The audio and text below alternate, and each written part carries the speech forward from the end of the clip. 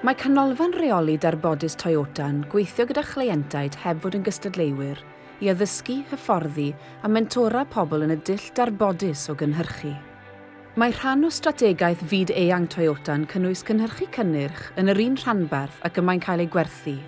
Dyma un o'r rhesymau pan fod gan Toyota ffatri i osod peiriannau ceir gyda'i gilydd yng ngwledydd Prydain a hynny ar lannau dyfrdwy yn Sir y Fflint.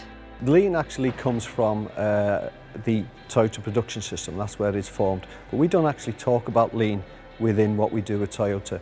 What we talk about is actually waste elimination. Mae agwedd enwog ddarbodus Toyota at fusnes yn ddull o gael gwared ar wastraff mewn systemau cynhyrchu. Mae canolfan reoli ddarbodus Toyota yn helpu busnesau eraill, drwy wneud defnydd o'i hathroniaeth ddarbodus yn eu prosesau nhw, canfod eu problemau mwyaf, a'i helpu gael gwared ohonyn nhw.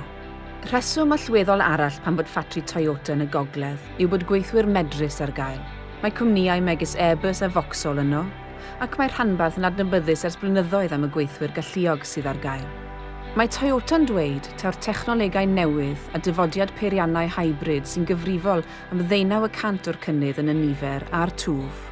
From our point of view, we have to look about how we can train people, we look at our systems to make them more efficient and make sure that we can produce more vehicles, more engines, more efficiently at a reasonable cost.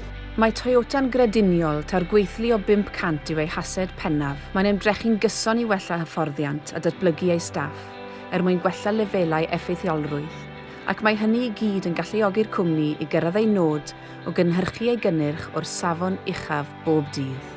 Mae pwyslais Toyota ar ddatblygu a gwella ei staff yn barhaus, yn golygu y gall ei hyfforddeuon ac aelodau newydd o staff ddatblygu ei sgiliau wrth weithio ei ffordd drwy wahanol adrannau a swyddi yn y cwmni. Mae Keith Edwards yn awgrymu, os yw cwmnïau eisiau defnyddio athroniaeth ddarbodus yn ei gwaith eu hunain, y dylai nhw gynnwys hynny yn ei strategaeth ar gyfer y dyfodol. Mae'n weithgaredd ac yn nod canol i hir dymor. The key to it is, though, as we do here, it's engagement of the employees and working with the employees to understand what their biggest problems are and to educate them and give them the tools to eliminate those problems one by one, which makes a better business going forward.